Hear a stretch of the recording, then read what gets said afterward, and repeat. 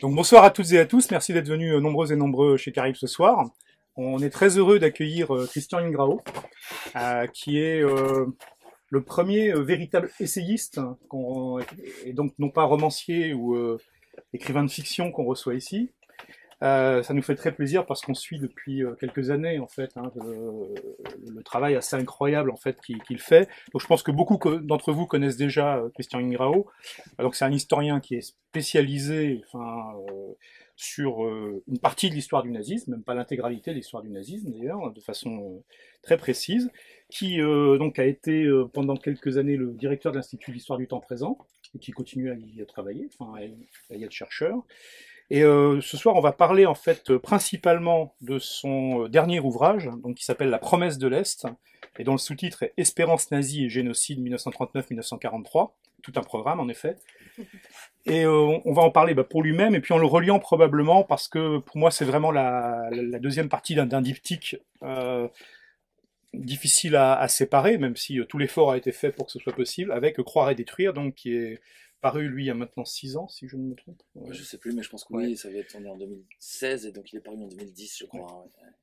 Et donc, Croire et détruire, qui était déjà une œuvre pour moi majeure, qui s'attachait, dont le sous-titre, cette fois, était Les intellectuels dans la machine de guerre SS, et qui remontait effectivement vers les années qui ont immédiatement suivi 1918, pour tracer la généalogie, les études, la formation intellectuelle, et cette espèce de dérive organisée, orchestrée, comment elle a, qui fait que des gens qui étaient des docteurs en droit, en économie, en littérature pour certains, se sont retrouvés quelque part à partir de 1940-1941 en train de diriger des Sonderkommando ou des Sondergruppen en Ukraine, en Biélorussie ou dans les pays baltes. Et donc Croire et détruire était une déconstruction magnifique. C'est aussi un travail d'historien sur lequel dont on parlera ce soir sur les questions de méthode, parce que sur ces sujets c'est effectivement pas simple. Et en tout cas on va parler plutôt de la promesse de l'Est ce soir. Donc est-ce que tu nous dirais peut-être pour commencer comment c'est fait pour toi l'enchaînement en fait entre les deux? Pour moi les deux se sont faits dans un même mouvement, même s'il y a entre la fin de la rédaction de Croire et détruire est sortie en 2010, mais j'ai fini de l'écrire en 2001. Et entre les deux, voilà, il y a plein de choses qui se sont passées, mais en gros, il y a 9 années de décalage entre la publication du premier livre et la fin de sa rédaction. Et pendant que j'étais en train de rassembler les archives de Croire et détruire, il y avait une deuxième ligne dérivante. J'étais en train de travailler sur la façon dont ces gens s'étaient engagés dans le nazisme. J'essayais de comprendre comment leur itinéraire s'était mis en place, et donc il y avait quelques mystères. Il y avait la question de leur enfance, qui était une question à mon sens absolument majeure, mais sur lequel j'avais beaucoup de mal à trouver des traces. Et puis à côté de cette question de l'angoisse qui a joué un rôle fondamental dans Croire et détruire, en gros le génocide est légitimé par ces gens-là. Ils amènent des gens à tuer en leur disant c'est eux ou nous, mais en même temps il y avait un autre petit filet de légitimation qui disait il faut les tuer pour accomplir notre rêve. Et donc la question de l'espérance nazie et du rêve et de l'utopie dont le génocide était, semble-t-il, disait-il, une condition sine qua non, a toujours été une sorte de ligne dérivante, un peu comme à la pêche, où on a toujours une deuxième ligne qu'on laisse traîner dans le courant pour voir ce que ça rapporte. Et donc, quand j'étais en train d'amasser les documents, j'avais cette deuxième ligne. Et un jour, j'étais en train de travailler j'étais dans les archives à Berlin, j'étais en train de travailler sur j'avais décidé que j'allais travailler sur des questions de planification, de déplacement de population, etc. Et donc j'avais demandé le fonds R49/157. Et puis les gens se trompent et m'amènent le R49/157A. C'est le dossier d'à côté. Et le dossier d'à côté, c'était pas du tout des tableaux de gens qui dégageaient, ou qui prenaient des trains, ou à qui on faisait prendre des trains plutôt, ou qu'on faisait venir en train. C'était un catalogue d'exposition. Et à côté de la façon dont les gens faisaient partir des trains, en mars 41, les institutions SS de l'utopie, parce que c'est bien de ça qu'il faut parler, mettent en place en gros, pas sur Unter den Linden, mais sur l'autre partie du centre de Berlin, c'est-à-dire vers la gare de Dessau, etc. Il y a un Hardenbergstrasse, c'est une des rues principales qui part de Dessau, et il y a là l'école des Beaux-Arts, et ils mettent en place une énorme exposition dans laquelle ils disent voilà, la nouvelle société qu'on va bâtir, c'est ceci, ceci, cela. Et le catalogue d'exposition montrait très bien. On partait, c'était un plan par échelle. On partait du global, de ce que devait être la construction du nouvel espace, du Lebensraum, de l'espace vital nazi. Donc on partait de ces territoires occupés en Pologne, et puis on allait jusqu'à la chambre d'enfants. Et avec ici des gens qui nous expliquaient très doctement qu'ils étaient là pour mettre en place ce que l'Allemagne n'avait jamais réussi à faire pendant un millénaire, que ils allaient enfin inverser le cours de l'histoire, etc. Il suffisait. Et donc on avait ce premier document qui nous montrait quelque chose d'un peu surréaliste, où des gens qui faisaient partie d'un service secret, qui venaient de tuer une bonne vingtaine de milliers de personnes, qui mettaient en place des politiques qui étaient un désastre absolu en Pologne en termes de mortalité des Polonais et des Juifs, étaient en train d'essayer de faire rêver leur population. Et donc, c'est de ce document-là que je suis parti pour monter ce livre qui s'appelle donc La promesse de l'Est. Et ce qui, enfin, la photo est un peu choisie ici parce que l'homme qui est ici s'appelle Konrad Meyer-Heitling, et c'est lui qui va mettre en place toutes les activités de planification de ces questions de déplacement de population, et c'est lui qui écrit la préface de ce catalogue dont je suis en train de parler. Qui est agronome et géographe de formation. Il est agronome, géographe de formation, il fait une carrière académique absolument magnifique, il est prof à Berlin à ce moment-là, il a son propre institut, des doctorants à plus savoir qu'en faire, il a recruté le meilleur géographe allemand de l'époque, s'appelle Walter Christaller, etc. C'est vraiment, voilà, l'avenir est à lui, quoi. Hein, on est en mars 41 et donc il n'y a pas encore à ce moment-là les grandes politiques les grandes politiques ultra meurtrières que sont le complot famine, que vont devenir le génocide à partir de l'automne 1942. Et donc le type est là en train de dire je vais vous faire rêver, et puis ça coûte pas grand chose. Il y a des cartes sur lesquelles on voit des trains en train de partir, mais pour l'instant ça veut encore rien dire. C'est une chose qui est frappante dans tes travaux. Enfin, moi, c'est qui m'avait, une des choses, parce qu'il y en avait plusieurs, hein, qui m'avait vraiment ébranlé, enfin, et impressionné dans Croire et détruire, c'est par rapport à une vision qui était peu à peu, enfin, depuis 1945, devenue la nôtre, qui est une vision très, finalement, brutale, instinctive, un peu bestiale, en fait, hein, de la machine d'extermination, en fait, nazie. C'est au contraire d'en montrer, alors, non pas le côté efficacité logistique, puisque ça, enfin bon, ça c'est Eichmann. Et au moins en France depuis Robert Merle, on voit ce que c'est. On voit ce que c'est, enfin cette obsession pour le fait que les trains arrivent à l'heure, etc.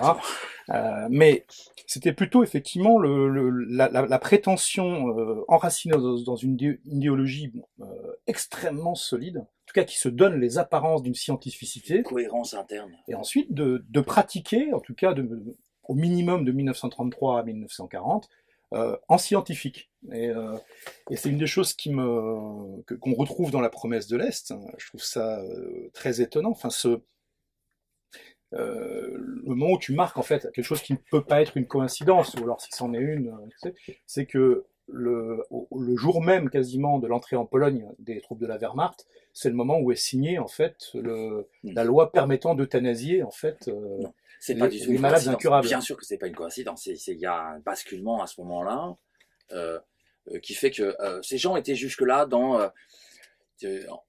Moi, je dirais bien que entre le 30 janvier 33 et 1939, t'es en face de gens qui ont gagné des élections, mettent en place des trucs, osent des choses, mais à chaque fois ils se disent ça va pas passer, quoi. Et là, le 1er septembre 1939, ils se disent ça y est, l'horizon s'ouvre. Et nous sommes là, se disent-ils, nous sommes là pour accomplir quelque chose qui va inverser le cours de l'histoire. Et il y a ici un hic et nunc, comme disent nos amis latins, un ici et un maintenant qui fait changer le futur. Et il y a une espèce de grand basculement entre le 1er septembre 39 et je dirais le 7-8 octobre 1939 où à la fois ils mettent en place, les nazis mettent en place un programme extrêmement rigoureux de sélection interne des populations. Il faut surtout pas être évidemment ni malade, ni difforme, ni social-démocrate, ni dépressif, ni alcoolique, ni chômeur. Et je parle même pas du reste. Hein, toutes les déviances finissent par être sélectionnées. Et ensuite se met en place une sélection préemptive, c'est-à-dire que les bébés mal formés sont éliminés. Et s'ils avaient jamais pu mettre en place un programme de programmation des croisements des personnes, ils l'auraient fait. Ils savent pas faire. Ils essayent de se doter des moyens, ils savent pas faire. Mais etc. Donc il y a ça qui se met en place, qui est une sélection interne sans fin des populations. En deuxième lieu, ils essayent d'aller chercher le sang nordique jusqu'à sa dernière goutte dans ces communautés Volksdeutsche. Volksdeutsche, ça veut dire allemand ethnique, hein, ethno-allemand, en gros, on pourrait dire. Allemands ethniques qui sont dispersés dans toute l'Europe de l'Est et qui ont été laissés en dehors des frontières du Reich par les traités de Versailles et de la banlieue parisienne. Donc, ils mettent en place une grande opération de rapatriement des Volksdeutsche, et puis ils se dotent d'institutions qui sont là pour germaniser ces territoires qu'ils sont en train de récupérer. Au bout de 6 semaines, ils savent qu'ils ont gagné. Au bout de 3 semaines, ils savent. Ils savent pas combien de temps ça va durer, mais au bout de 3 semaines, ils savent et ils mettent en place des organes de sécurité des organes de sécurité et de germanisation qui vont leur permettre d'essayer de faire advenir l'utopie. En fait, c'est ça le truc. Hein. C'est d'un côté, il faut ficher les gens pour avoir les arbres généalogiques, pour comprendre qui va être fiable et pas fiable. Donc ça, vous allez avoir une institution qui s'appelle le Reichssicherheitsamt, office principal de sécurité du Reich, qui est celui qui tient la Gestapo et le SD. La Gestapo, c'est la police, le SD, c'est les services de renseignement. Et d'un autre côté, il va falloir les sélectionner racialement pour faire sortir les meilleurs d'entre eux pour bâtir cette nouvelle société. C'est ce commissariat du Reich pour le renforcement de la germanité qui se met en place à peu près à la même période et qui va être responsable de la planification la plus idéologiquement cohérente, parce que c'est une planification qui va à la fois s'occuper des gens, ceux qu'il faut faire dégager, de ceux qu'il faut garder, de ceux qu'il faut faire venir, de la société qu'on est en train de bâtir et de l'espace qu'on est en train de façonner. Alors plus, si je ne me trompe, un autre commissariat qui est aussi assez étonnant, si c'est bien un commissariat hein, en termes de statut, qui est celui qui va s'occuper du redressement culturel, idéologique et sanitaire des Volksdeutschen, précisément, parce que ils ont beau être racialement purs, ils ont quand même vécu pendant 20 ans, 20 ans ou 30 ans avec des communistes, des juifs et tout, donc bon... Alors c'est un département de ce commissariat dont on est en train de parler, ça s'appelle la Volksdeutsche Mittelstelle, donc comment on pourrait traduire ça? Volksdeutsche Mittelstelle, c'est l'office de liaison des Allemands ethniques. En gros, c'est l'équivalent de l'office franco-allemand de la jeunesse de maintenant ou du DAAD de maintenant. Enfin, hein? L'office de la francophonie. Voilà, c'est un peu ça. Mais oui, tu sais qu'il y a quelqu'un qui est en train d'essayer de mettre une enquête, de mettre en regard les deux trucs et de voir comment la francophonie et la germanité ont pu se répondre et comment il y a des diplomaties culturelles qui peuvent s'être mis en place. Ce type s'appelle Fabien Theophilakis, c'est extraordinaire ce qu'il est en train de faire et c'est en train de marcher. Mais oui, c'est un peu ça. La Volksdeutsche Mittelstelle, c'est du soft power nazi. Donc les gens dont on est en train de parler, qui sont des Allemands de Russie ou des États baltes, etc., sont ramenés dans les territoires occupés par les nazis, qui n'ont évidemment rien préparé pour arriver à les installer. Donc les types pourrissent, enfin les types hommes, femmes, enfants pourrissent dans des camps, et on envoie la Volksdeutsche Mittelstelle et les syndicats étudiants nazis envoient du personnel, c'est le BAFA nazi si vous préférez, ils envoient des gens pour apprendre à ces Volksdeutsche ce que ça peut être d'être vraiment une mère nazie, d'être vraiment un enfant nazi. Il faut apprendre les contes de Grimm, il faut allaiter correctement, il faut que les bébés soient nettoyés de la façon etc. Et on leur apprend la propreté, il faut mettre des fleurs aux fenêtres évidemment, il faut les fermes polonaises qui ont été saisies, elles sont nulles ces fermes polonaises, et donc il faut mettre en place tel truc et tel truc pour les rationaliser et pour qu'elles soient plus jolies. Voilà. Ouais. C'est une des choses qui est très étonnante, mais tu le montrais déjà dans Croire et détruire, mais c'est presque plus flagrant dans La promesse de l'Est, c'est que justement par rapport à une sorte de mythologie hein, d'efficacité, c'est en fait ce manque d'anticipation totale, et notamment cette contradiction entre un horizon très justement Reich de Milan, une vaste utopie qui s'étendra sur des dizaines, voire des centaines d'années. Et puis le fait que tout est fait par espèce de petits plans à 3 mois, où en fait, et sans arrêt ça change. Ah merde, oui, on a pris ça. Ah oui, mais maintenant on a davantage avancé alors ce qu'on a fait c'est caduc. Et ça donne cette impression que sans arrêt, personne en Tout fait se n'arrive renégocie et puis personne ne à voir à contrôle plus rien. de 3 mois, quoi, en Ouais. réalité. T'es à la fois dans les grands horizons des 1000 ans et puis dans le oups, pardon. Tu peux pas dire ça autrement, tu vois. C'est en décembre. Comme leur stratégie militaire. Ouais, exactement. Ouais. Et donc ils commencent par mettre en place un premier plan à court terme, NAPLAN, et puis le deuxième plan à court terme, ils ont décidé que ils vont expulser 20 ou 25 000 personnes. Et là, Heydrich arrive et dit mais non, 800 000. Allez, allons-y, Tavernier abroge-tu le chien. Et puis voilà. Et à partir de là, ils arrivent évidemment pas à expulser leurs 800 000 personnes. C'est pas possible, ils ont même pas les trains pour le faire, et ils savent pas où les mettre, etc., etc.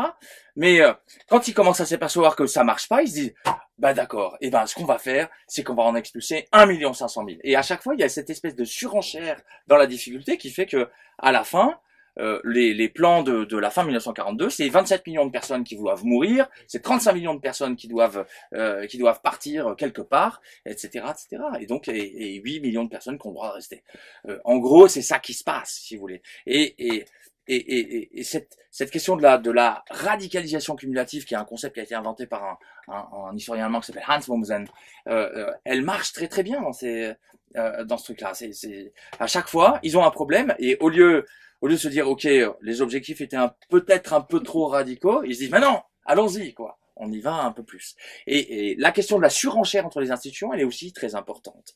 Et c'est ce qui explique que, à l'été 1942, quand ils en peuvent plus d'euphorie, hein, c'est une sinusoïdale, mais là, on atteint les sommets, Himmler dit, écoutez, à 100 ans, il faut qu'il y ait 600 millions de Nordiques, et que, on ait mis en place une autoroute Berlin-Astrakhan, qu'on ait réussi à peupler jusqu'à l'Oural. On a jusqu'à 2050 pour faire ça, mais il faut s'y mettre vraiment maintenant. Parce que comme ça, on sera prêt pour traiter le problème des Amériques.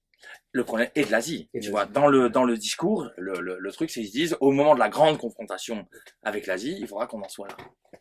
Voilà.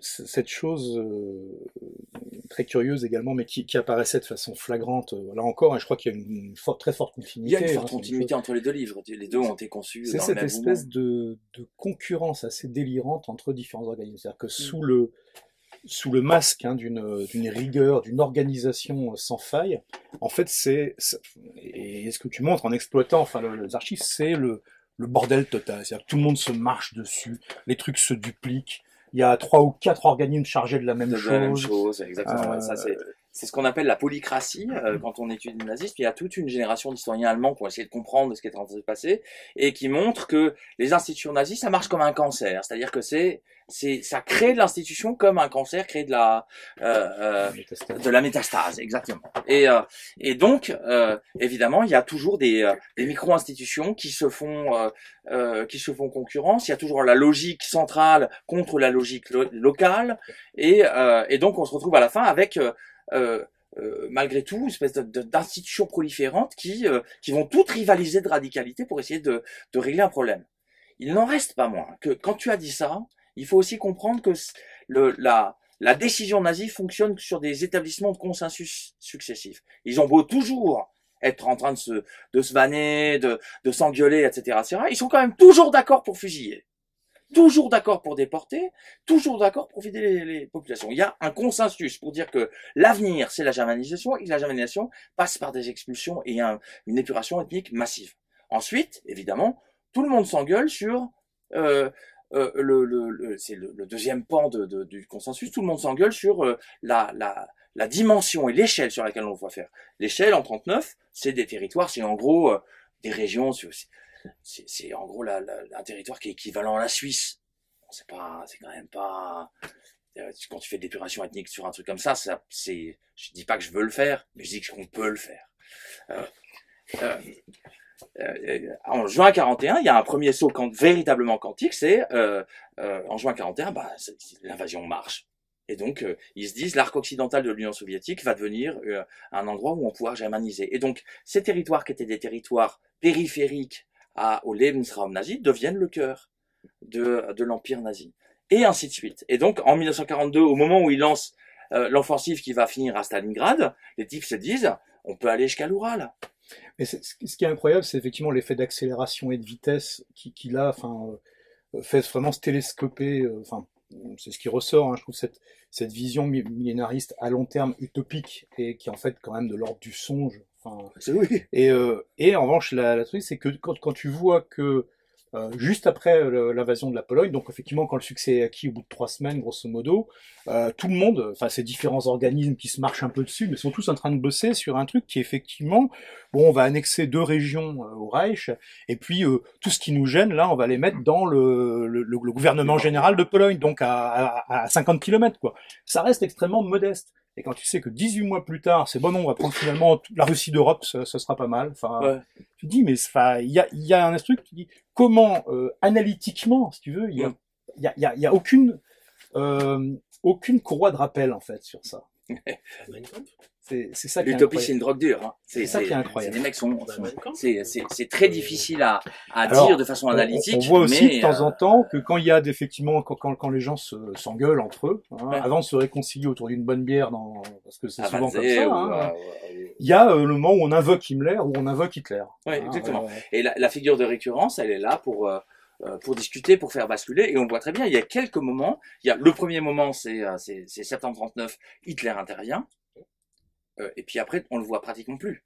C'est-à-dire que après, la grande figure de référence, c'est Himmler. Et on voit bien qu'en juillet 41, il bascule. Et il arrive à Lublin et cette visite change tout parce que c'est elle qui entérine le programme russe occidental de germanisation, la place de Lublin, la place de Zamość, etc., etc. Et puis deuxième grand moment, c'est l'été 1900. Donc on est à l'été 41. Deuxième grand moment, c'est l'été 42 où là il en peut plus d'euphorie et il met en place ces grands programmes non plus tellement de planification du futur nazi, mais de réalisation. Et là, une troisième institution arrive, c'est le Wirtschaftsverwaltungsamt, office principal de la sécurité, non pas la sécurité, mais de l'économie et de l'administration nazie, et c'est l'utopie mise en devis. Voilà, on en est là. L'utopie, c'est ça. Il faut qu'on construise tant de choses. Il nous faut 1 million, 2 millions ou 3 millions de main d'œuvre. Et voilà, comment on fait pour réunir tout ça et pour commencer à bâtir. Alors, tu as un moment de bascule, mais qui est probablement plus sensible d'en croire et détruire que dans la promesse de l'Est, qui est l'exécution d'Heydrich. Ouais. Probablement parce qu'Heydrich, au fond, s'intéressait assez peu, lui, c'est ce qui ressort, hein, Ouais. à la partie utopique. C'est pas son truc. Hein. C'est pas son truc. Alors que la partie sécurité active, génocidaire, destruction génocidaire, c'était vraiment son... Et c'est marrant parce que, non, il n'y a rien de marrant dans tout ça, excusez-moi. Mais ce que je veux dire par là, c'est que le 27 juin, Heydrich est victime d'un attentat, il meurt le 27 mai, pardon, il meurt le 3 juin 1942. Donc vous voyez, on est à ce moment de l'été 1942 où à la fois il y a un coup d'angoisse. Ça se sent dans son agenda à Himmler. Il y a un coup d'angoisse qui arrive. Il perd quelqu'un qui lui est très proche. Il est endeuillé. Je suis pas sûr que ce soit affectif, mais il est endeuillé à ce moment-là. Et le 3 juin, il décide d'un génocide en une année. Or, quand on regarde les statistiques, en mai 1942, 80% des victimes du génocide sont encore en vie. Un an plus tard, c'est l'inverse. 80% des victimes du génocide sont mortes. Et donc, si vous voulez, quand au moment de l'enterrement d'Heydrich, il dit, voilà, il faut qu'on fasse ce job en une année, les gens suivent. Et dans le même temps, à côté de cette accélération monstrueuse du génocide, il y a une accélération extrêmement intense de l'espérance nazie. Les types se disent, c'est maintenant qu'il faut qu'on le fasse. Et donc, vous voyez, les deux systèmes fonctionnent à la fois de façon différentes, mais très profondément. La seule image que j'ai trouvée, c'est l'intrication quantique. C'est deux systèmes qui ont l'air différents, mais ils fonctionnent ensemble, même s'ils sont temporellement, spatialement différenciés. Quand tu touches à l'un, tu touches à l'autre. Voilà. Et donc, à ce moment-là, il y a quelque chose de cet ordre-là qui se met en place. C'est à la fois un moment d'angoisse qui va expliquer que les communautés nazies vont payer le prix le plus fort qui soit aux politiques nazies, et en même temps, c'est le moment où le rêve nazi est le plus intense. Et on trouve aussi alors cette chose, mais et ça je pense c'est des choses qui ont été explorées notamment par Laurent Héninger, hein, ce qui cette déconnexion aussi, alors on dit un manque de lucidité, c'est en même temps que cette machine utopique et puis d'utopie très concrète qui passe par l'extermination, donc se lance effectivement à pleine cadence.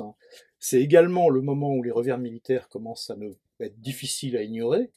Et néanmoins, il y a vraiment l'impression d'avoir deux machines complètement séparées, avec ces choses que tu indiques à un moment où on continue à créer en fait des colonies de peuplement en Estonie jusque extrêmement tard. C'est-à-dire alors même que enfin il me semble jusqu'en 1943, donc à un moment où, notamment en Ukraine, la bataille est perdue et où on sent venir le moment où... Mais même en Biélorussie, si tu veux, jusqu'en mai 1944, tu as des projets de villages armés, Wehrdörfer, qui se mettent en place, et alors que il va y avoir toute une armée qui va leur tomber dessus et qui va les tuer en... Tu vois, 22 juin 44, c'est le début de l'agression. 6 jours plus tard, tout le monde sait que c'est perdu. Tout le monde. Et pourtant, ça continue. Alors, évidemment, mais le 21 juin, les gens sont encore en train de faire business as usual et à envoyer des Caucasiens, des Azerbaïdjanais, des Azéris, pardon, pour peupler des villages autour de Minsk et de Slutsk. Tu vois, et jusqu'à avril 1945, les gens espèrent, enfin, les militants nazis espèrent encore les armes miracles et ils se disent que ça va continuer. Ils commencent à essayer de sortir de l'affaire très tard. Les militants, je parle. On reviendra peut-être tout à l'heure justement sur ces questions d'intrication idéologique, parce que je pense que c'est un des fils conducteurs les plus à la fois fascinants, terrifiants, et aussi l'un de ceux qui probablement résonne le plus avec le temps présent, enfin, les constructions idéologiques. Mais je me posais une question, en revanche, c'est il y a une variété en fait et une différence de nature de sources que tu es amené à utiliser. Et je me demandais là peut-être un petit peu, bon, en adressant à la technique de l'historien, enfin, parce qu'il y a des sources qui sont très officielles, administratives, des mémorandums, puis il y a aussi des choses qui sont des courriers. Enfin, comment tout ce matériau est accessible Eh ben, les sources nazies, c'est quand même ce qui est, on a une chance énorme. On travaille avec 95% de pertes. Tout a été détruit, ou presque tout a été détruit. Quand tu travailles sur le stalinisme, ils ont gagné la guerre. Donc, tu travailles avec c'est même plus des océans d'archives, c'est des planètes d'archives. C'est des milliers, voire des millions de cartons. Moi, quand je travaille sur un sujet comme ça, je travaille sur quoi? Sur 3000 cartons. C'est rien. C'est rien. Les archives nazies, je peux me dire qu'en une vie d'intellectuel, c'est-à-dire à peu près 40 balais, enfin, si tu bois pas trop, tu bois pas trop, 40 balais en gros de vie, je peux presque tout voir. Tu vois, j'ai la même situation archivistique qu'un historien du haut Moyen-Âge. Mais ça, c'est grâce au B-17 américain et à l'armée rouge, etc., tu vois. En gros, c'est ça. Et donc, tu peux à la fois, tu vois, te faire voir de façon assez systématique les archives institutionnelles qui sont, moi quand j'ai commencé à travailler, il y avait le choc de la réunification qui commençait juste à être absorbé, et donc à Berlin il y avait toutes les archives qui d'abord étaient les unes à Bonn, qui étaient les archives récupérées par les Allemands de la République fédérale, et à Potsdam. Tout ça avait été refusionné de façon extrêmement rationnelle pour les archives civiles et politiques. Les archives militaires avaient été refusionnées à Freiburg, et tu commençais à voir apparaître des fonds d'archives, qui étaient des fonds d'archives privés, des fonds d'archives de lettres du front, des fonds d'archives de Kriegstagebücher, des journaux de guerre, etc., etc. Et alors ces fonds-là, c'est plus compliqué à travailler pour deux raisons. D'abord parce qu'ils écrivent en Schutterlin et que il faut avoir fait de la paléographie pour le lire. Mais ça tombe bien, en France, on est bien formés, on en fait tous. Et deux, les fonds sont cette fois-ci assez océaniques aussi. Et donc, c'est difficile de mettre en place. Mais tu vois, tu peux à la fois travailler sur ces deux axes qui sont d'un côté le discours de l'État et de l'autre l'expérience des individus et des groupes sociaux. Et voilà, c'est comme ça que ça s'est fait. Et de temps en temps aussi, il y a les institutions nazies font l'effort d'aller pêcher et sonder l'expérience des groupes sociaux militants, et mettre en place des archives dans lesquelles tu as recopié ou confisqué des chers journal, virgule, tu vois, de jeunes militantes nazies, où les filles t'expliquent elles habitent à 15 km de Belzec, elles sont en train de te dire, mais c'était formidable aujourd'hui, on a eu des enfants, on leur a fait apprendre Grimm, c'était génial. Juste, tu regardes la date, et ce jour-là, quand tu regardes tes registres, il y a 3 convois de 2500 juifs qui sont partis de Zamość ou de Lublin et qui ont été gazés à Belzec. La fille est à 15 km, elle voit rien. Et ça, c'est assez extraordinaire de voir que on peut avoir un discours de l'intime aussi, enfin c'est assez désastreux à voir. Ah, cher journal, c'est vraiment Bridget Jones, quoi. Mais nazi, évidemment. Et de l'autre côté, cette espèce d'horreur qui est la région à cette époque-là.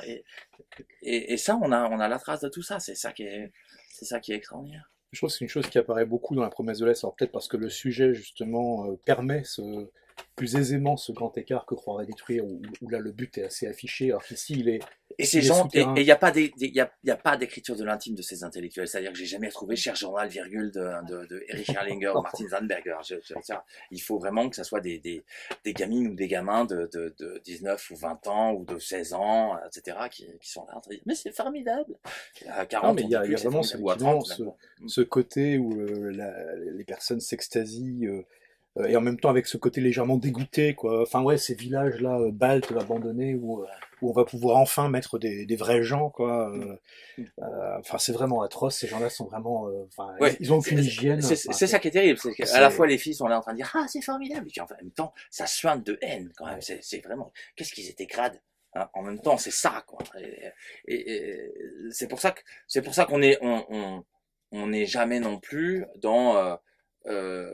dans une empathie compréhensive. On voit très bien que ces gens-là sont que le déterminisme racial donne une grille qui fait que il y a beau y avoir des affects qui sont des affects d'attendrissement, de machin, de trucs qui sont toujours dirigés, et à côté il y a d'autres enfants peuvent très bien avoir à subir leur sort. Ça leur pose aucun problème. Aucun. Il y a aussi un des témoignages comme ceux-là qui je crois est de l'ordre du journal intime ou du courrier, hein, qui m'a beaucoup frappé, c'est celui de ce soldat qui n'est pas un professionnel de l'extermination, mais plutôt un exterminateur occasionnel, si j'ose dire, par rapport à ceux qu'on voit dans Croire et détruire, et qui s'extasie parce que son grand chef, hein, est venu comme ça un soir pour leur expliquer que bon, fini de rire, on allait vraiment passer à quelque chose d'un peu plus musclé, et puis on picole un peu, on enlève la veste, la et là d'un seul coup, et voilà, là on est tous pareils. et il y a un sentiment mais d'extase de cette espèce de camaraderie virile partagée, dans une situation qui est très étonnante. Et qui vient aussi comme un fil conducteur, je trouve, ce côté. Mais parce que ce qui est intéressant, c'est qu'on peut faire la généalogie de ce fil conducteur. La Kampfgemeinschaft, la communauté de combat, c'est quelque chose que tous les vétérans de 14-18, français comme anglais, comme allemands, comme machin truc, cette camaraderie, elle est européenne, elle n'est pas allemande.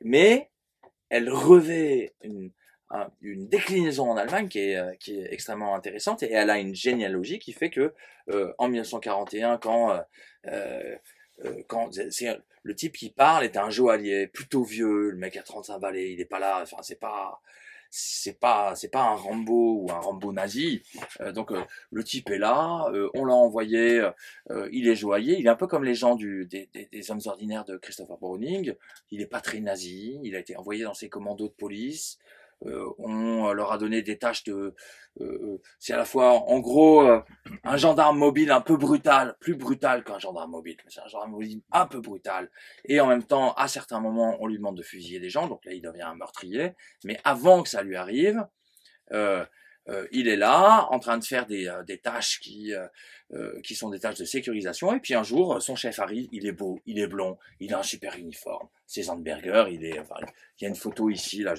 c'est la seule qu'on a mis dans le truc, mais parce qu'il est un peu insupportable comme mec, hein. C'est vraiment parce qu'il y en a un qui est supportable. Non, je dis pas qu'il y en a un qui est supportable, mais lui il est particulièrement agaçant quand même, hein. Donc il y a une photo là qui est page, c'est même pas numéroté, enfin c'est un scandale ce livre. C'est page 19, allez, basta.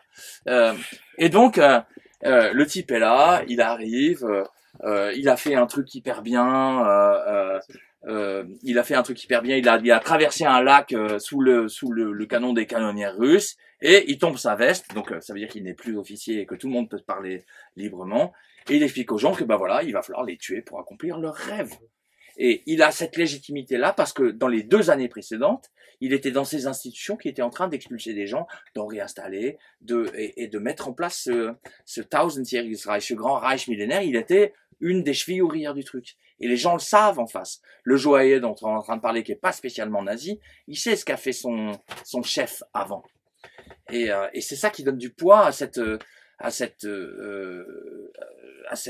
parole, même si le type omet soigneusement de dire qu'ils vont devoir tuer des enfants, et Rogue, le type Erich R, mais pour vous donner le nom, il doit être mort maintenant. Erich Rogue, ce type ne sait pas à ce moment-là ce qu'il va devoir faire, mais ce que dit Zandberger laisse une part d'ombre suffisante pour dire, il dit, il faut qu'on en tue.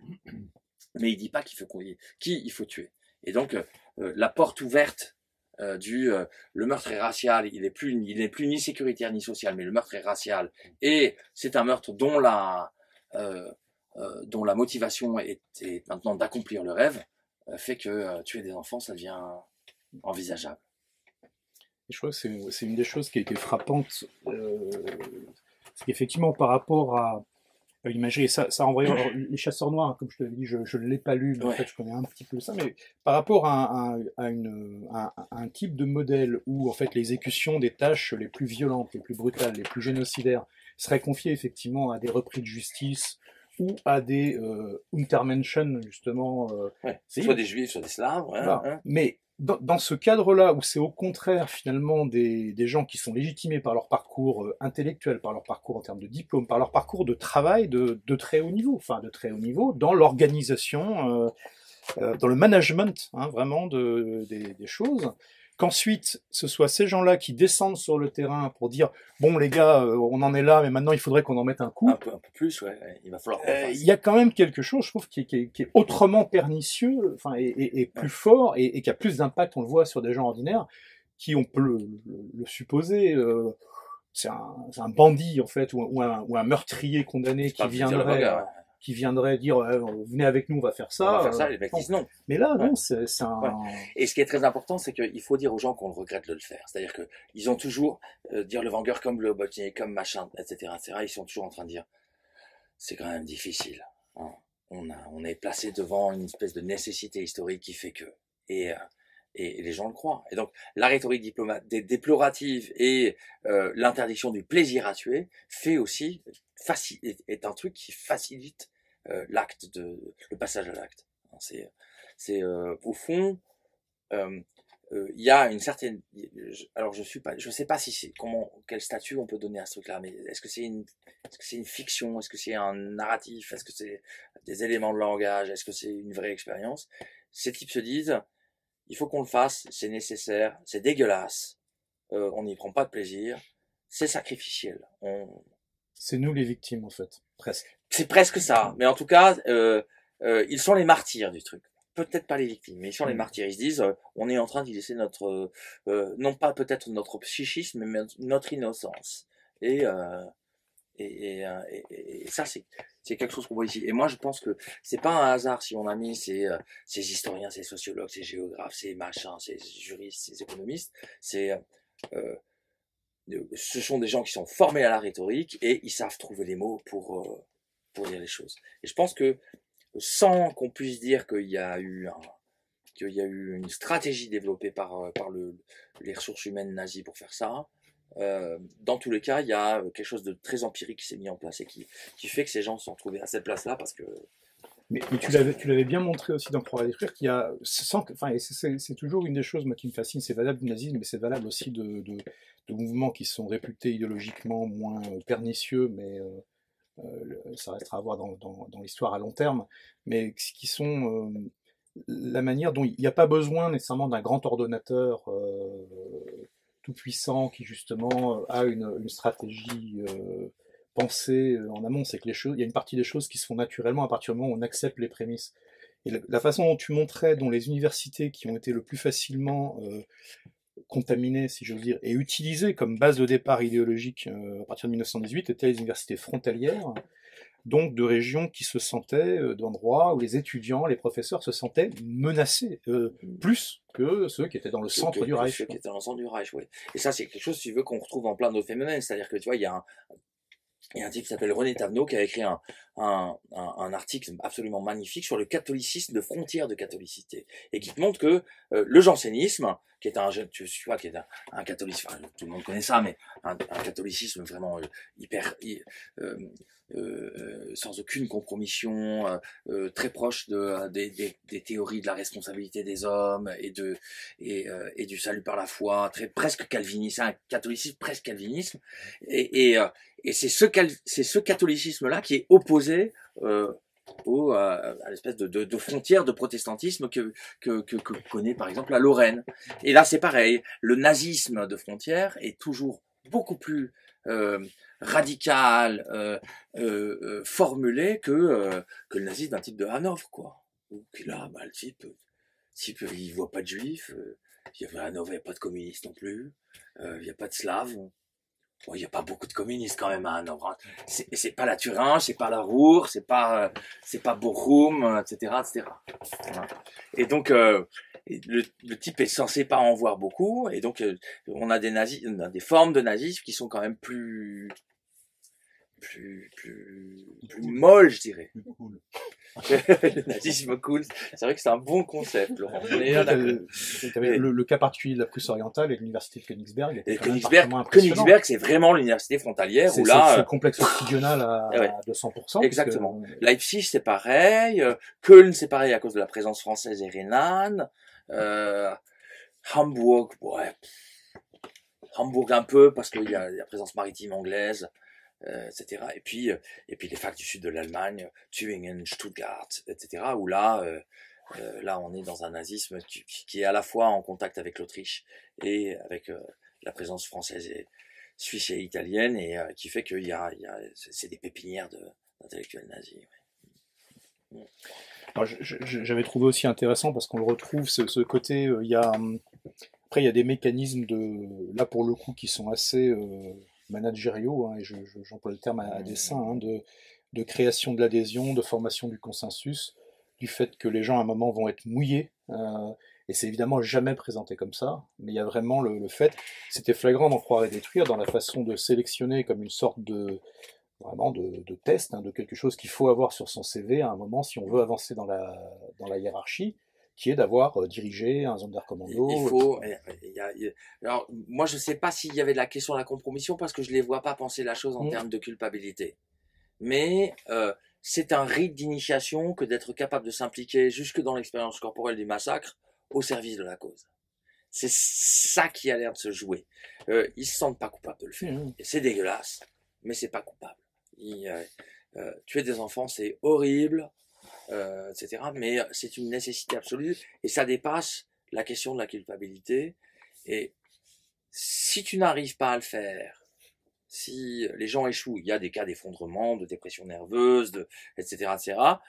Les gens sont absolument pas sanctionnés, mais par contre il y a un coup d'arrêt à la carrière, et ils font des choses qui ont beaucoup moins de signification aux yeux des nazis. S'ils arrivent à s'infliger ça, parce que je pense que les nazis le disent pas confusément, mais le pensent un peu, s'ils arrivent à s'infliger ça au service de l'accomplissement du rêve et de la nécessité, alors les gens peuvent continuer leur ascension au sein du Troisième Reich. Je crois que oui, tu as raison. Dans ce qu'on ressentait, de toute la documentation accumulée, notamment dans les courriers les plus intimes, malgré tout, des gens qui à la différence effectivement des jeunes militants naïfs. Dans La promesse de l'Est, j'ai pas trouvé de courrier de couple comme dans Croire et détruire, où là c'est quand même effrayant. Le couple est quand même l'espace d'intimité du couple est quand même un des endroits où la violence la plus absolue se dit, quoi. C'est à la fois ébouriffant et enfin pas tellement étonnant quand on est capable de se donner de la nudité, etc., etc. On peut se donner cette nudité de l'âme qui est la violence. Je pense que au départ ça m'a beaucoup étonné, puis en fait je me suis dit que non, c'était pas si étonnant. Et évidemment le plus étonnant dans tout ça, c'est que quand les hommes disent la chose, disent la violence, la réponse des femmes est jamais déceptive.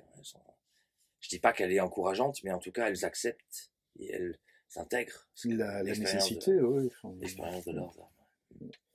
il y a vraiment ce côté, oui, que c'est une étape à franchir, et je crois que je suis d'accord, c'est pas en termes de compromission au sens où on aurait fait un mauvais coup ensemble et comme ça. Et quand je disais se mouiller, c'est vrai que c'est pas approprié, C'est de pas ça. l'implication. De C'est plus, l'implication, voilà, pas, ouais, c'est plus pas de la montrer compromission, qu'on est impliqué, voilà. ouais. C'est, et c'est pour ça qu'on sent bien que c'est de fait une méthode de management, en fait. Ouais. La vraie question, c'est, tu connais cette blague hein, sur dans les œufs au bacon. Ouais, une volve des... Pardon. C'est la poule est concernée, le cochon est impliqué. Ouais. Voilà, il y a un peu de ça. Le débat, c'est est-ce qu'ils sont concernés, est-ce qu'ils sont impliqués. C'est ça.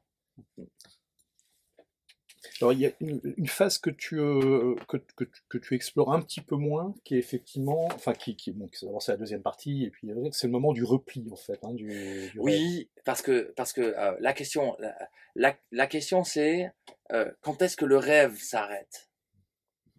Et la question du rêve et de la défaite sont deux choses différentes. C'est-à-dire que à l'été, à partir de novembre 1942, il y a une phase qui commence dans laquelle les types commencent à se dire, ok, avant de penser au futur, il va d'abord falloir la gagner la guerre. Et cet organisme dont je parlais tout à l'heure, qui s'appelle l'Office principal de l'économie et de l'administration, qui était chargé d'abord de mettre en place le devis de l'utopie, à ce moment-là, se met à réattribuer ses ressources et sa planification et son énergie, non plus à l'avenir et à la construction des Siedlungen d'ouvriers, de machins, de trucs de bidule ou les points d'appui et de colonisation, mais commence à louer sa main-d'œuvre aux grandes usines, aux programmes de construction de chasseurs ou de tanks, de sous-marins, etc., etc. Et donc, à ce moment, on voit très bien qu'on passe à ce moment-là, on rechange de temporalité et on passe de quelque chose qui était orienté vers le futur vers quelque chose qui est orienté vers le présent de la lutte,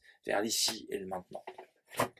Voilà. Et ça, c'est intéressant à voir parce que c'est, il y a vraiment quelque chose où il n'y a pas de solution de continuité, ça se fait vraiment dans le mouvement des choses. Le seul indice, c'est que au départ, les questions de planification générale pour l'Est et d'allocation de ressources est vues par Himmler lui-même, et que 3 mois plus tard, c'est un petit lieutenant qui s'en occupe. Voilà. Et donc, ça montre très bien le désengagement hiérarchique du truc. Stalingrad étant vraiment, pour le coup, là, on a le droit de le dire maintenant aux petites premières et de terminales. C'est vraiment il y a vraiment un point tournant, un pivot qui se ressent jusque dans ces questions. Dans la perception morale et psychologique qu'en ont les dirigeants. Qu'en ont les dirigeants, c'est-à-dire que Himmler se désintéresse complètement de la question et à ce moment-là, ça l'une de ses obsessions, ça devient l'industrie de guerre, les sous-marins, la main-d'œuvre concentrationnaire qui est envoyée à Dora, etc., etc., les usines de Messerschmitt, de Focke-Wulf, et voilà. Et donc, les types, au lieu de se mettre à bâtir le château de Lublin ou ces choses-là, on envoie ces brigades de construction et de fabrication, on les envoie dans les immenses camps de concentration de la production industrielle. Est-ce que vous avez des questions? Je ne veux pas répondre à Laurent. Vas-y. J'ai les moyens de te faire parler. Ça, je sais. Non, plusieurs choses. Bon, d'abord, tu confirmes toute cette entreprise nazie, en fait, c'est une fuite en avant. Moi, c'est comme ça que je l'interprète, d'un point de vue, je dirais, macro-historique. Bon. Ensuite, tout ce que tu expliques, tout ce que tu as analysé, ça confirme complètement deux choses. D'une part, tout ce qui avait été déjà expliqué dans Behemoth, ce bouquin écrit en pleine guerre, hein, aux États-Unis. C'est énorme, hein. C'est fabuleux, qui est fabuleux. Ouais. Et alors, c'est intéressant parce que là aussi, ça permet de reconsidérer tous les fantasmes et toute l'analyse qu'on développe dans nos caboches depuis plusieurs décennies, dès qu'on regarde toutes ces dictatures dites totalitaires, parce que l'adjectif est en compliqué, fait, il est compliqué, ouais. Est très, ouais. Il est pratique, il est facile, mais il est pas très sérieux, on va dire. Hein. Et tu remarqueras qu'on l'emploie toujours quand c'est par facilité. Bien C'est-à-dire sûr, que ça va, on n'a pas envie d'y Bien passer sûr. deux phrases. Et, évidemment. C'est qu'en fait, ces dictatures qu'on imagine tous, nous, comme étant des trucs hyper ordonnés, d'une efficacité. En fait, c'est le bordel le plus total. C'est des cons en management, en vision stratégique et tout ça. Que ce soit le stalinisme, le nazisme, tout ça, c'est nul. Le maoïsme, enfin, c'est les plans d'industrialisation sidérurgique du maoïsme dans les années 50, c'est à se taper la tête contre les murs de bêtises, quoi. Tu vois. Mais on en rigole, mais en même temps, c'est des millions de morts, quoi. C'est des millions de morts, c'est clair. C'est n'importe quoi, toutes ces dictatures, quoi. C'est ça qui est intéressant. Il faut se débarrasser de ces images où on voit des chefs de dictature hyper efficaces, des monstres froids, des espèces de colonels Ulrich avec des bottes cirées, une cravache, un monocle et tout ça. C'est Klink, ça. Hein, c'est Klink, là. Oui, enfin bon. Non, mais ça marchait pour Ulrich aussi. Ça marche pour Ulrich aussi, bien sûr. C'est pas la même référence, mais. Et en fait, c'est pas ça, c'est le bordel le plus total. Et ça confirme également ce que tu montres sur des questions entre guillemets civiles. Ça confirme également tous les travaux qui ont été faits depuis une vingtaine d'années par les historiens de l'aspect militaire du nazisme. C'est que derrière cette efficacité, cette apparence d'efficacité de l'armée allemande, devant laquelle tout le monde encore aujourd'hui se prosterne, y compris les antimilitaristes, y compris les gens, enfin bon, tout le monde. Peut-être même surtout les Allemands, qu'est-ce qu'ils sont balèzes militairement. Non, derrière une efficacité tactique ou micro-tactique, en fait, stratégiquement, c'est du, comme disent les mômes d'aujourd'hui, c'est du porte-nawak. C'est du porte-nawak. Quand tu vois le plan Barbarossa, c'est bon, on se dit qu'on attaque en direction de Moscou. Bon, on essaye en direction de Moscou, ça marche pas. Bon, qu'est-ce qu'on va faire? Bon, au sud. On va essayer au sud. Ouais. Ah, ça marche pas non plus. Pas aussi. Enfin, il y a tout ça, quoi. Pardon. Ouais. Non, pardon. Il y a tout cette espèce de bordel, quoi. Et ils ont, quand à l'état-major de Hitler, enfin, c'est une anecdote, je sais pas si elle est vraie, mais bon, quand ils apprennent que les Japonais ont attaqué Pearl-Harbor, le grand amiral qui commande la flotte allemande ne sait pas où est Pearl-Harbor. Enfin, c'est-à-dire qu'il y a un côté, les mecs, en fait, ils ont dans leur tête un schéma mental d'un point, là, on est quasiment dans l'ordre de ce qu'on appelle pas les neurosciences, mais le mot va me revenir, peu importe. Les types, ils sont faits dans des schémas mentaux pour penser la guerre, une guerre qui est une guerre mondiale, hein, planétaire. Ils sont dans des schémas mentaux de guerre de l'époque frédéricienne ou napoléonienne. Tu vois, c'est-à-dire des petites, entre guillemets, guerres entre, je sais pas, l'Autriche et l'Allemagne pour le contrôle de la Silésie. Tu vois, comme au XVIIIe siècle. Hein. Mais en fait, non, les gars, non, c'est fini, ça. On est au niveau de la planète, c'est avec des centaines de millions de gens que ça se passe, c'est autre chose. Bon. Mais tu vois, c'est compartimenté parce que d'un autre côté, tu vois, t'as Wagner, tu vois, le quartier maître général de l'armée qui pense complètement macro. Oui, mais il le pense mal. Mais personne n'écoute. C'est pas de la vraie pensée macro, c'est du fantasme. Pour pas employer un autre mot beaucoup plus vulgaire. Je vois très bien. Tu vois, c'est pas, j'appelle pas ça de la réflexion stratégique, de la planification stratégique, j'appelle ça de la branlette. C'est pas la même chose. Je savais que t'allais le dire. C'est pas la même chose. Les mecs, ils rêvent des trucs. Et un vrai planificateur étudie l'armée américaine et particulièrement la marine américaine, la façon dont ils pensent la guerre du Pacifique contre les Japonais. Là, tu as de la vraie putain de planification, tu vois. Et avec du management et tout ça. Bon, c'est autre chose. Chez les Allemands, t'as pas ça. Mis à part que la différence entre les deux, c'est que c'est aux États-Unis qu'a été inventé le taylorisme et pas en Allemagne. Tu vois, c'est tout simple. Ouais. Hein. Oui, tu peux le résumer de cette façon-là, mais en même temps, ça peut pas se résoudre à ça. J'ai pas dit que ça se résolvait à ça, mais je dis simplement la capacité de formalisation qu'il faut pour organiser des usines en opprimant les ouvriers comme le font les Américains a servi à faire de la planification stratégique. Ouais. Mais en même temps, attends, je termine sur un dernier point. Ça, c'est une hypothèse que j'ai, je voudrais te la soumettre pour savoir si mon truc tient la route ou pas. Moi, j'ai l'impression que toute cette idéologie nazie, tout ce corpus de fantasmes complètement délirant dans tous les domaines. Alors, oui, les nazis le poussent et l'hystérisent à son dernier degré, d'accord, mais j'ai l'impression que ce sont quand même des trucs qui naissent dans l'Allemagne du 19e siècle. Dans l'Allemagne post-romantique, pas romantique, hein, parce que l'Allemagne romantique, début 19e, elle est progressiste. C'est l'époque, le début du 19e siècle, c'est une époque où le pan-germanisme est de gauche. Et c'est dans la deuxième moitié du 19e siècle, avec le post-romantisme, avec tous ces délires qui commencent sur la redécouverte du Moyen-Âge, de l'âme allemande, de la forêt, et tout ça, là aussi, tous ces fantasmes. J'ai l'impression que c'est là que ça recommence. C'est là que ça prend sa source. Écoute, c'est une vraie question que moi je sais pas bien résoudre. Il faut demander à mon copain Johan Chapoutot, tu vois, ce genre de choses. Parce que je pense que tout ça répond pas à un cliché, à un schéma gauche-droite. C'est-à-dire que, tu vois, t'as raison, au départ, le pan-germanisme est plutôt de gauche, mais je te dirais bien que dans les années 20 et 30, la question de l'eugénisme est aussi une question de gauche.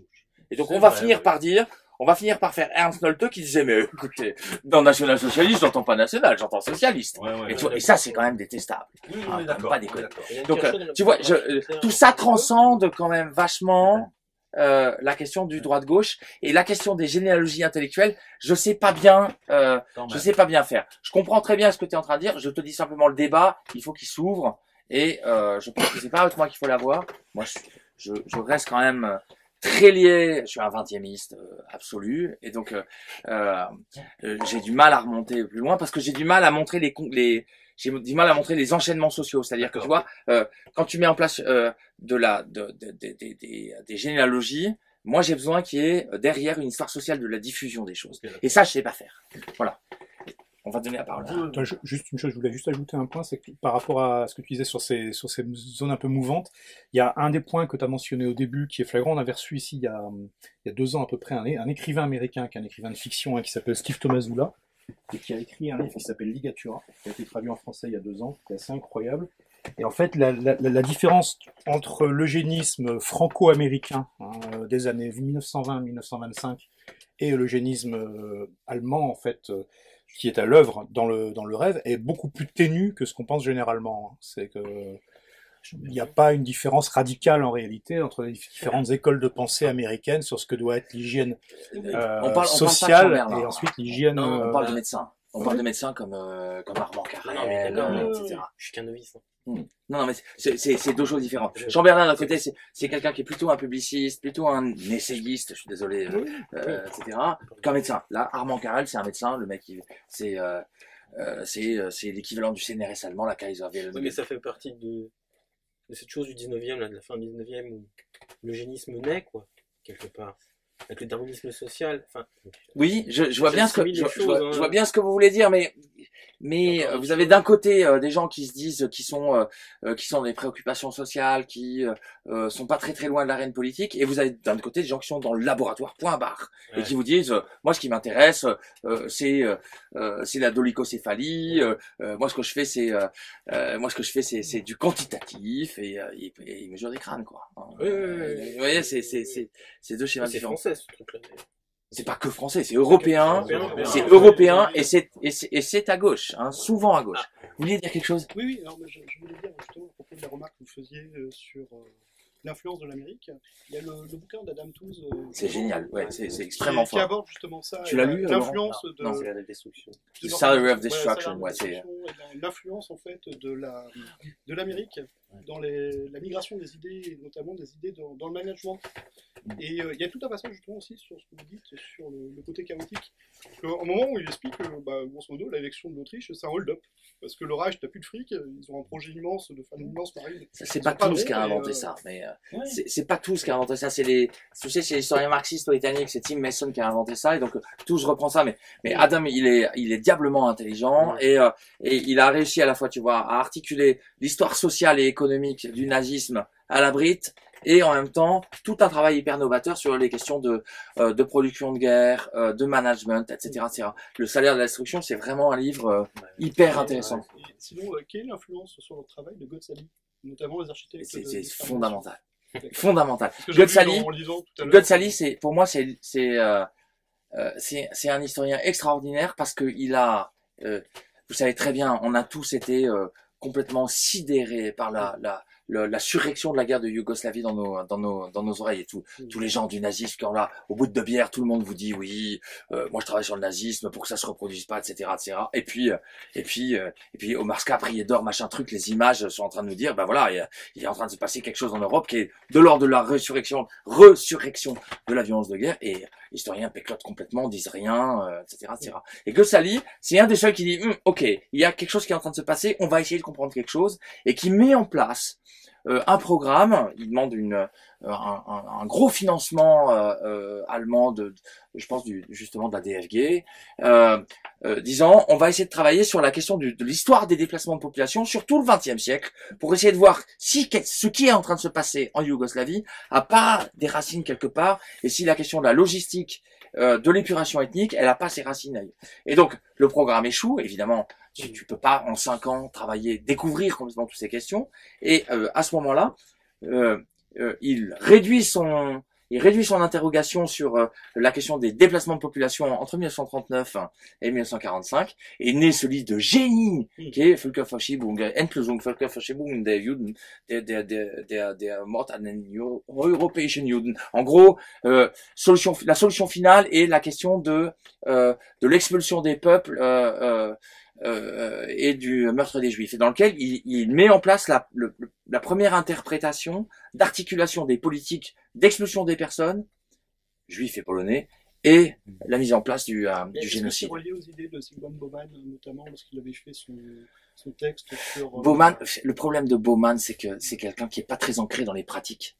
Et donc, c'est un sociologue des idées, et donc ça flotte toujours un peu. Gossali l'a lu, c'est clair, mais Ali, c'est d'abord un dévoreur d'archives. C'est quelqu'un qui avale des archives. Et puis là où un historien normal, il voit le bilan d'une société, historien normal, il va boire une bière. Ali, il le lit.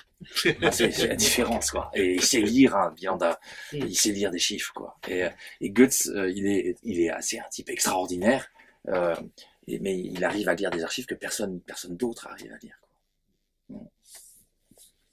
Ce livre est pas possible sans lui. Ça c'est clair, hein, il faut le dire, quoi. Et c'est pas traduit en français, bien sûr.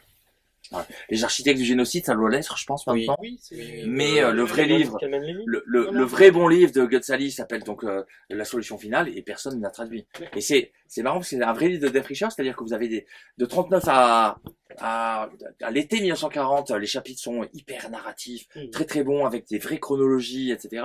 Et puis à partir de l'été 41, le type est dans il est dans des suppositions, il sait qu'il peut plus écrire, et donc le dernier chapitre, c'est une série de paragraphes, tous désarticulés, dans lesquels il pose un problème. Comme Fermat pose ses 13 problèmes en mathématiques. Et le livre sort en 95, et de 95 à 2010, 15 années, vous avez Gerlach qui prend les problèmes les uns après les autres et qui les résout. C'est extraordinaire à voir. Pourquoi faudrait rééditer Behemoth? Je suis parfaitement d'accord que ça soit... Alors, il faut qu'on vous explique ce que c'est Behemoth. Behemoth, c'est Franz von Neumann qui écrit ça. Franz, c'est un juif, réfugié après 33... Juif allemand. Hein. Oui, j'allais le dire. C'est un réfugié juif allemand, réfugié d'Allemagne après 1933, et il est recruté par l'OSS, donc par... l'OSS, c'est pas 117, hein. C'est les autres, hein. C'est les services secrets américains. Et les services secrets américains, à ce moment-là, recrutent des spécialistes de sciences sociales pour essayer de comprendre ce qui est en train de se passer en Allemagne. Et on est à l'époque où tout le monde pense que Hitler égale nazisme, et que donc tout ce qui se passe dans le cerveau d'Hitler est en train de se passer en Allemagne, qu'il faut comprendre Hitler pour comprendre le nazisme. Et lui dit non, c'est pas comme ça que ça se passe. Ce qui se passe, c'est qu'il y a des institutions dont on a perdu le contrôle et qui sont dans cette surenchère. Et il invente un truc que les historiens vont arriver à dire vraiment et à prouver vraiment 35 années plus tard. Et ça, c'est extraordinaire, quoi. Il a une préscience du truc génial.